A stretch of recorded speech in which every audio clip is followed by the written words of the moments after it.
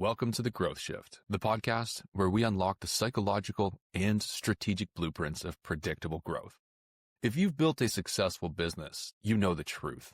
Your expertise is high value, but your time is finite.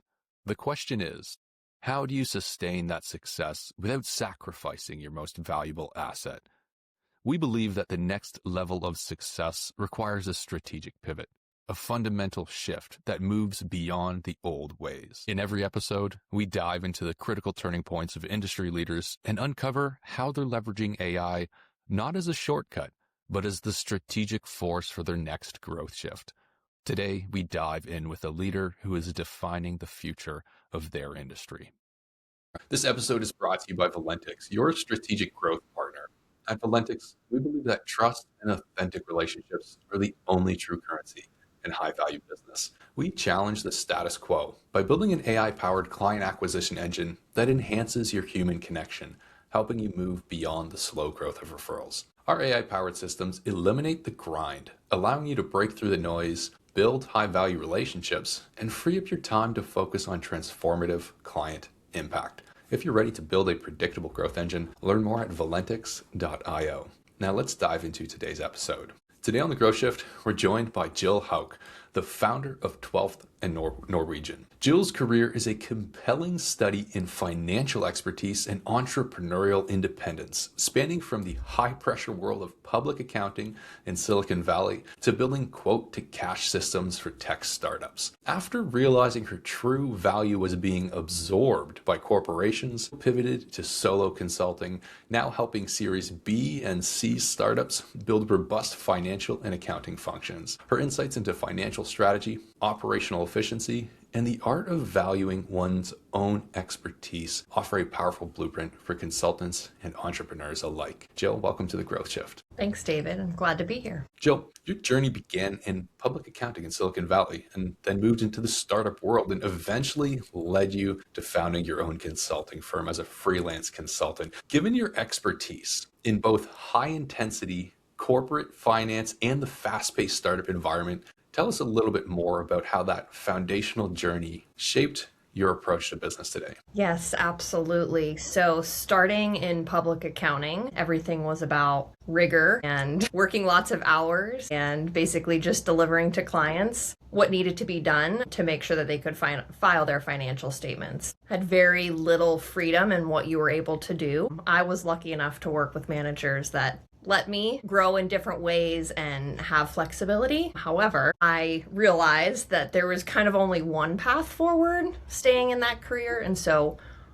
I decided to go and explore startup land. And that was a very similar pressure, but the delivery wasn't as much around a regulatory type of structure. It was much more around going to market, right? Making sure that we sold the product and we got contracts in and we got cash in the door and just basically run the business. And that was a different type of rigor and still a lot of hours and still a lot of being on somebody else's clock and doing as they please. And so I think both of those were really great ways for me to understand the business world, the rigor behind some of these different systems and processes that need to be in place. But it also helped me realize that that's kind of a one-track path, whether you're in public accounting or if you're in the startup world in finance. You kind of work up the ladder and that is what it is. And that's not what I wanted to do with my career. And so I saw an opportunity to continue providing the same value to these startups, but not working my way up the corporate ladder. It must have been quite the shift as well, going from public accounting. I mean, you noted that there's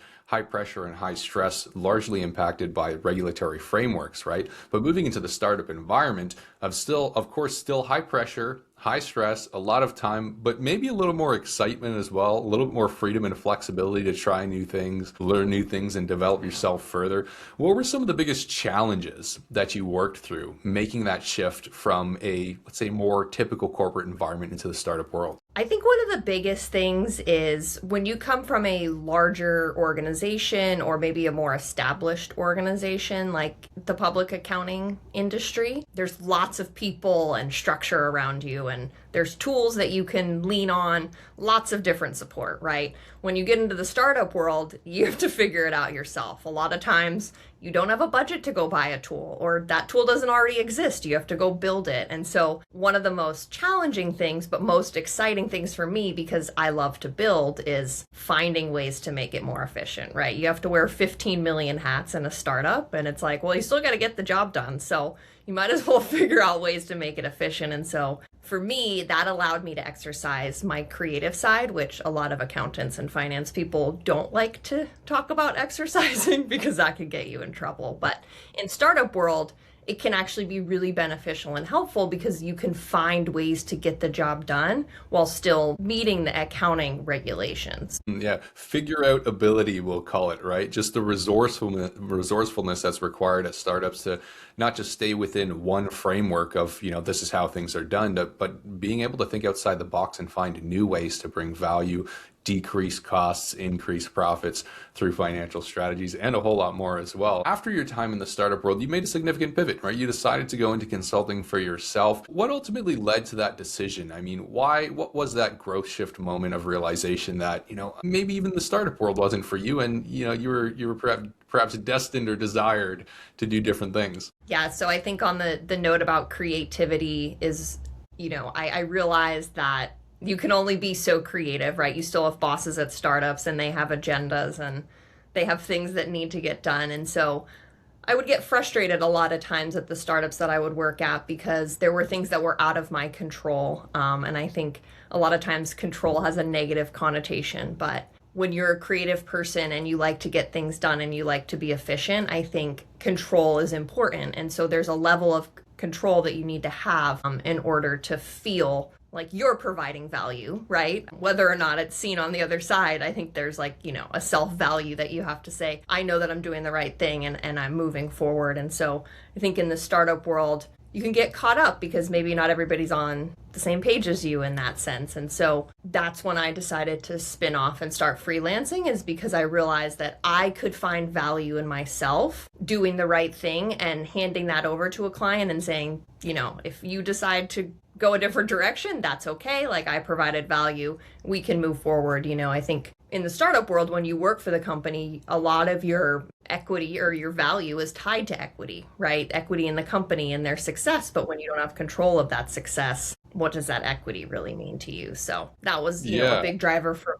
to take control of my value and the value I was receiving for the services I was providing. I could see that being a really frustrating situation in a lot of occurrences, or for a lot of people as well, especially for someone in your position where the work that you were doing is directly impacting the startup or the company as a whole. And if your value is tied to that equity and you're giving good advice and saying, this is what we need to do, and perhaps maybe it's not understood, or it's under prioritized, or it's looked over. I mean, here you are investing not just in the company, but in yourself as well, and the future potential with equity. And I could see it being a pretty disheartening situation if, you're bringing forwards new initiatives potentially, or maybe not speaking to your situation exactly, right, but bringing forward new ideas and new ways of doing things and having them overlooked. Is that something that you experienced or you saw happen often in the startup environment? Absolutely. I mean, to give credit to the startup leaders, right, they're juggling a lot of priorities as well. And so, I give credit to them that they have to balance what's important. And so I do have a lot of examples of when I said, like, hey, I think we should maybe go this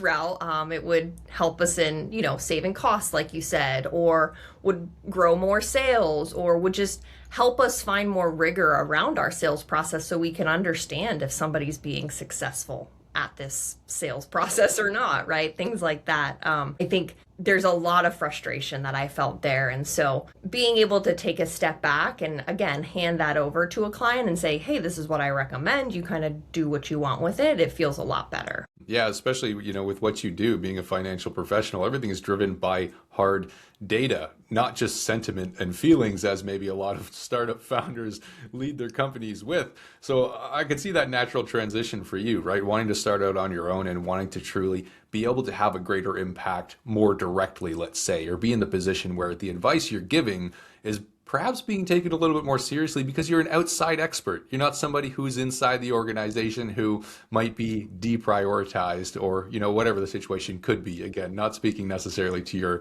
exact experience. So you learned a lot of things in the startup world. You learned resourcefulness, thinking outside of the box, and some obvious problem solving and solution frameworks that you now bring to your own clients in 12th and Norwegian. Tell us a little bit more about what it is that you're doing with your clients and how you're applying everything that you learned in your past to help them move forwards. Yeah, so unfortunately, the problems at startups are typically not unique when it comes to the finance and accounting world. As you mentioned, data is a huge driver.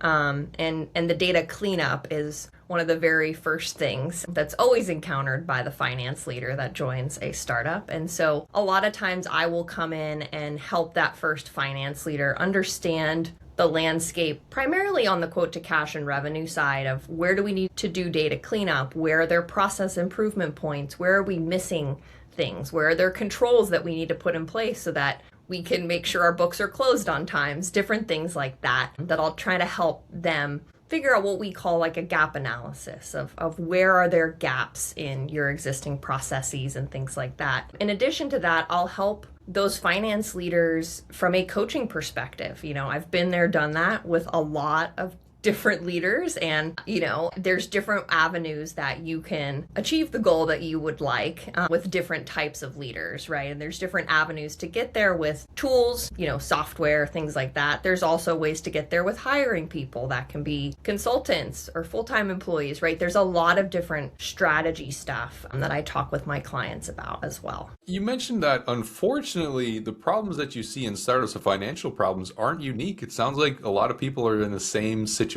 Finance is the driver of businesses at the end of the day. Cash is king. Without cash flow and a clear understanding of where you're at, and of course runway comes into play in all this as well, you're not going to grow. You're not going to be successful without an intimate understanding of your money and how it's working for you, right? Why do you think this is such a problem and maybe often overlooked or just having repetitive problems within startups? So I would think of that very typical graphic that everybody uses with the iceberg, right? And what you see on the surface versus what you see below the surface, right? And so in the startup world, you start with an iceberg that's maybe small and you can see a little bit on the surface, and that's run by maybe the founder or the CEO, whatever you want to call that person that's kind of running the business to start, right? And they can just see those little things. It's getting them by, like you said, they're collecting cash. There's like the things on the surface that they care about that they can see are good to go. But as they get bigger as a company and they start hiring more people, and you start maybe hiring salespeople, and now you have sales commission, that blows up a whole bunch of stuff because now you have to pay somebody and you have to be able to report on it and capture when they paid for those things. And so that iceberg analogy, that is really great because that iceberg, all that stuff under the surface now slowly starts to come to the surface, right? And it's like, oh, now we see this. Now we see this. Now we see this other thing. And so it's always the same problems. It's just where I can provide a lot of value is I've seen that iceberg, all the stuff that's down there. And so a lot of times I can also say, hey, think about this if you're going to be hiring salespeople, for example, right? This is all the stuff that's going to show up on the surface as soon as we start that new sales process, for example. So it's just the unforeseen or unpredicted complexity that startups go through in their stages of growth that you can come in and you can help them solve.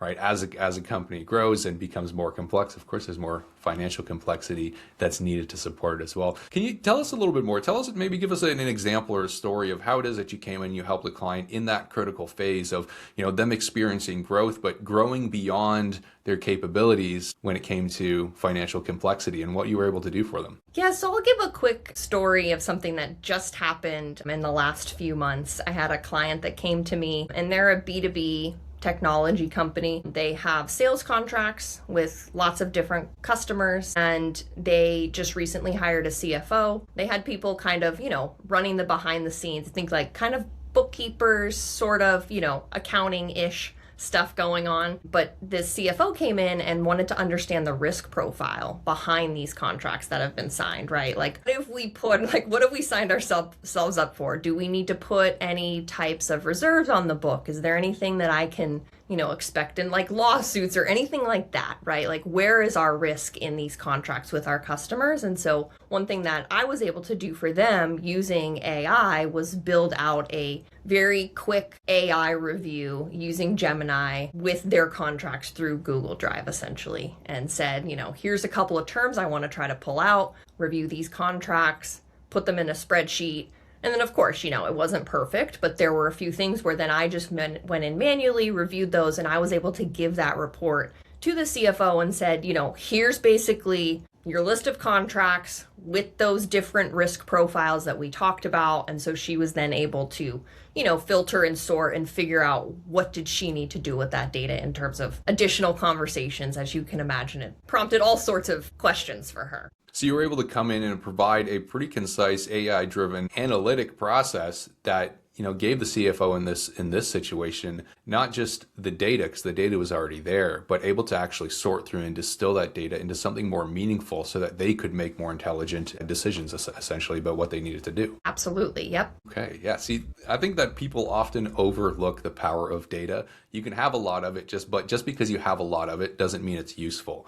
Right? You need to actually be able to distill that and learn from it, because without learning from it, you're not making informed decisions. You probably just confusing yourself further, right? Absolutely. Yeah. It's like, what is it worth if, you're looking at all these contracts that expired a year ago, right? It's like, well, that doesn't mean anything to me today, right? Yeah, absolutely.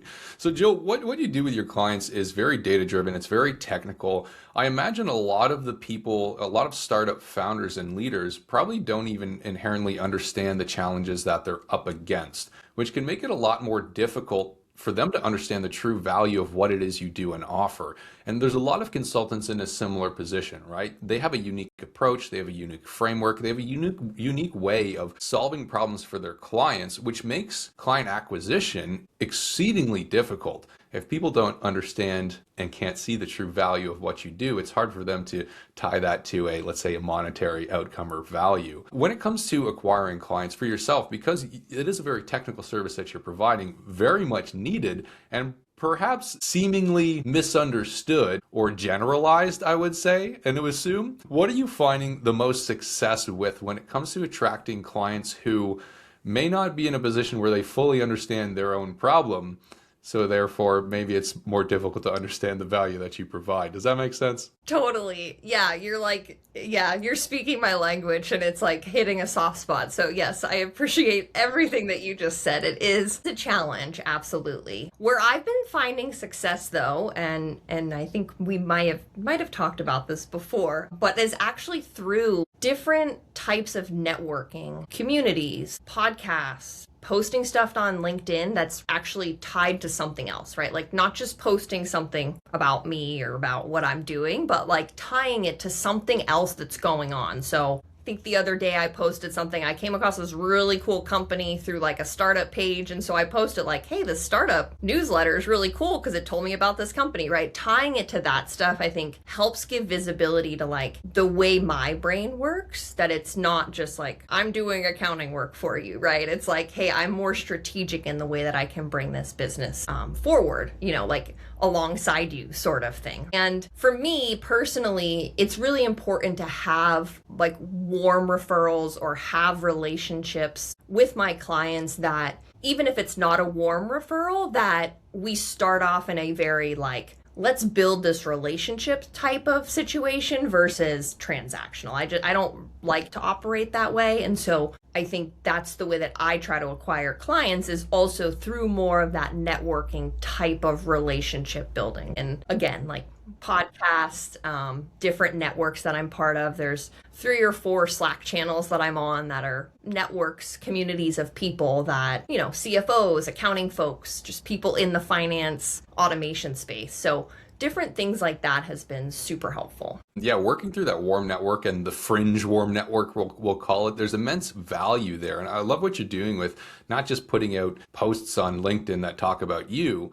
but actually bringing in some bigger strategy, bigger value, and bigger meaning into that as well to share perspectives and insights and maybe generate ideas that you're not saying are your own, but by other people seeing that and reading it, they can validate those opinions and see, oh, well, if Jill's talking about this intelligently and with authority, she must know what she's talking about. It builds that thought leadership, right? It builds the credibility for you so that working through that network can become a lot easier. Now, a lot of consultants are in a similar position, right? They're really relationship driven. They build their businesses based off of referrals, but to grow beyond that can become challenging, right? Trying to break into cold networks, whether it's through social media content or direct email or outreach on LinkedIn or you name it. When it comes to growing beyond referrals with a little bit more, let's say, strategic intent, because referrals unfortunately can lead to peaks and valleys of business.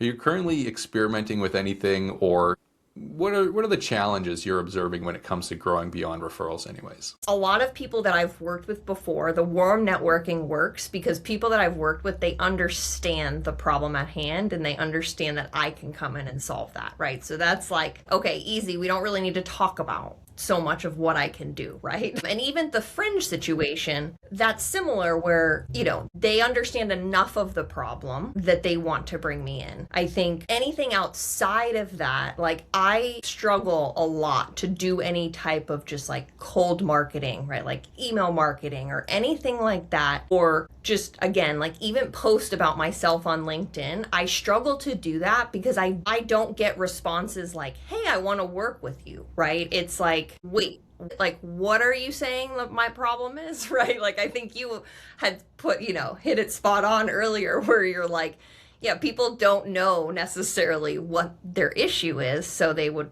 find it hard to see what value you're bringing. And so for me, any of that cold outreach or anything like that, I think is a struggle for me. And this is really important because a lot of people are experiencing with cold outreach right now, and they're running into similar problems, right? Exactly as you said, with such a unique and value proposition, unfortunately misunderstood, right? Trying to reach out to people and have them understand that, especially when what you do can be so broad, it can make things really challenging. So maybe for yourself or for anyone in the audience out there who's in this position and struggling with that, the right approach isn't necessarily to try and convey that full value of what you do, because people will never understand it. And you'll never be able to communicate that until you're having a conversation, right? That first step is just to get in that first interaction, draw them in with value, give them some meaning. And once you're in that conversation, you can be speaking about something and engaging on something that is important to them and to you, maybe not the full problem or the full solution. It's through that engagement that you can build the relationship, build the trust, and then have them open their minds to really what it is you do. But I would recommend finding one major problem that you solve that everyone perceives they have. Although there's a lot of problems underneath of that, if you can start a conversation based on that one problem they perceive, then you're in a position then to say open the floodgates to everything else that they might need that you can provide value on. I think that's excellent advice. I am a detailed person, and so I struggle to kind of keep it at the surface sometimes, but I 100% agree with you, speaking as a consumer, right? Like I am drawn in by that very quick, like, hey, yeah, I have that problem. Let me see what you're doing, right? It's the one problem, right? Because people have one problem they want solved right now. They may have many, but there's that one thing that's keeping them up at night. So if you can show them a solution to that one thing, then especially for consultants who are a little bit more broad or who feel like they're generalists, focus on that one problem, that one solution, and then through that, you can get to everything else as well. Now, Jill, you mentioned a few minutes ago, you used AI modeling for one of your clients to help them generate some in-depth data that helped them make great decisions.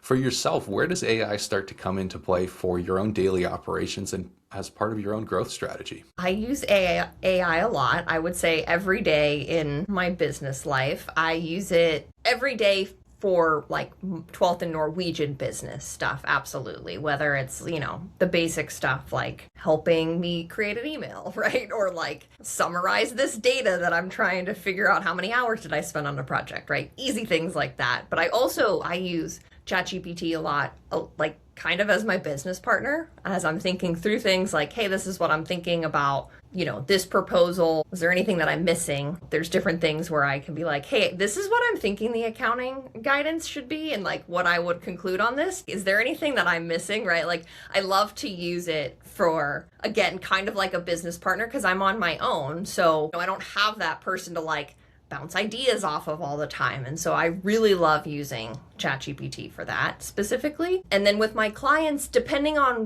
what the project is, we use different types of tools. There's a few different accounting specific AI tools that I've worked with. Again, just kind of depends on the project. So you're in the financial space, of course, as everyone understands. For others in the financial space, there's a lot of concern about using AI, right? Data integrity and security. There's a lot of potential risk that's in it. There's great ways to use AI to reduce those risks or technology to help you with that anyways. But for yourself, from your perspective as a financial expert, what are the biggest risks and then opportunities for startups integrating AI into their financial operations? So the biggest risks are regulatory legal stuff, from my opinion, right? This is where the KPMG training is really, really great because my mind immediately is like, you have to be really careful about what data you upload. Even if you're not uploading full financial data, like if you upload a contract, now that data, if you're on just the general, any of the like freemium sites, like that data is now part of their models. It's just part of